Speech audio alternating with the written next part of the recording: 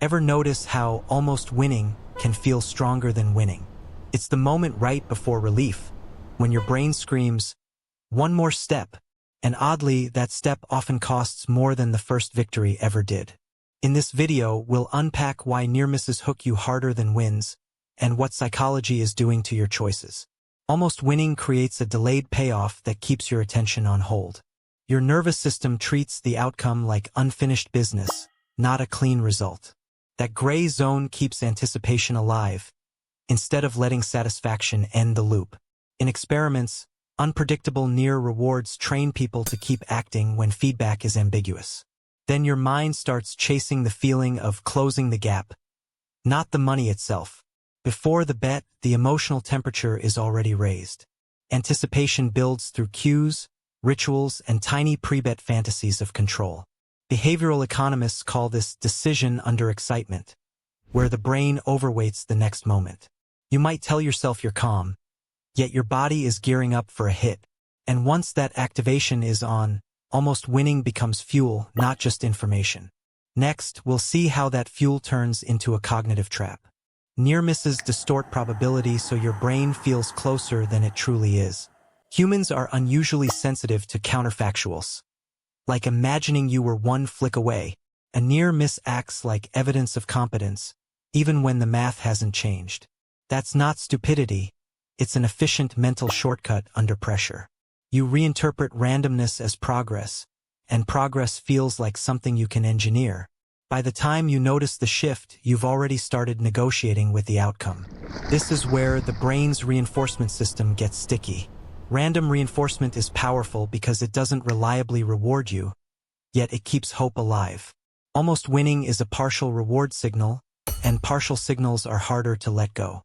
They can trigger the same dopaminergic expectation machinery as wins. So the feeling isn't simply sad I lost, its reward is near. That's why the next bet feels urgent, like the brain demands closure. After losing, many people experience a pull to get back to even. That's the classic return to previous state effect combined with loss aversion.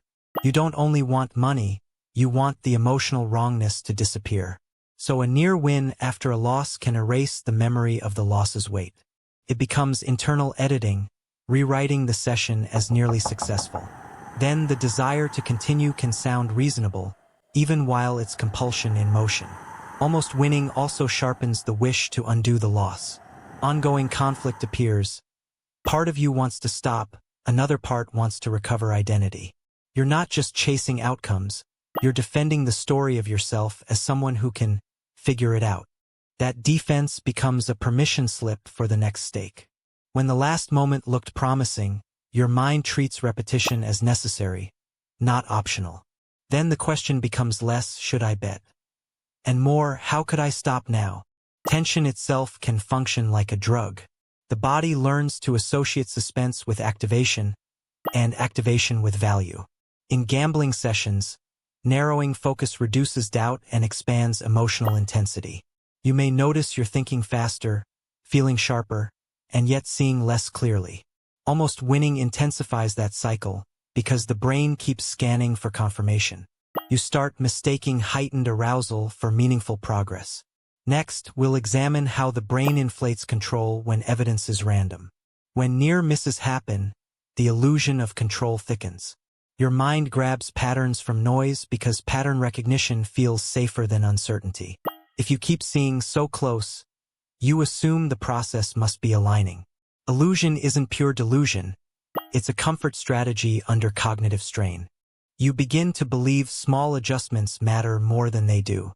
And after repeated near wins, your predictions start to feel personal, like intuition earned. That's when reality quietly shifts inside your head. Random outcomes also create a trap through selective memory. You remember the closest attempts and store them as proof, not as data points. Wins fade faster than tension, because relief ends the loop, while stress keeps it active. That's why a session can feel like it was unlucky, rather than mathematically consistent. Near misses supply vivid images, and vivid images get prioritized in recall. Your confidence grows from the moments that hurt most, because they feel like almost evidence. The result is a warped mental map of how the game works. Sometimes the loss doesn't just hurt, it creates shame. Shame narrows attention and pushes repair behaviors, including doubling down on action.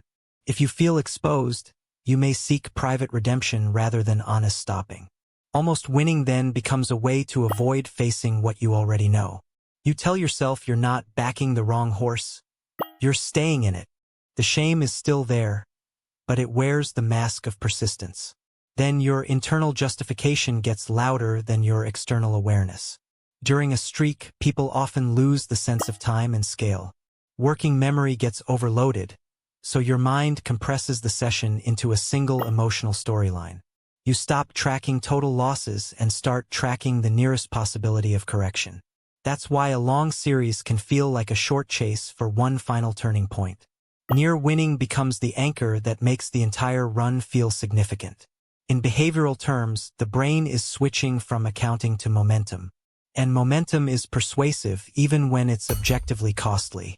There's also a crucial difference between pleasure and compulsion. Pleasure lets you stop when you've had enough because the reward is complete. Compulsion keeps the system open because the reward is always almost. Near winning teaches your brain to treat stopping as premature withdrawal. So you chase not joy, but the relief of ending the tension. That's why someone can feel emotionally addicted without feeling happy. The session becomes a loop of anticipation, interruption, and forced continuation. After a near miss, your mind often performs emotional accounting. You subtract the almost loss from the potential win, and the math becomes self-serving. Internal arguments start sounding like common sense. One more bet won't matter. It's close now. Momentum is real. This is rationalization under effect, where emotion selects facts that support action. You don't believe the argument because it's true, you believe it because it soothes you. Then the next stake feels less like a risk and more like recovery. That's the mechanism doing the steering quietly and confidently. Random reinforcement can also create a feeling of being tested rather than playing. You begin to view outcomes as messages that require interpretation. Near wins become signals, and misses become almost failed rather than just failed. This interpretive habit makes the session feel meaningful, even when it isn't.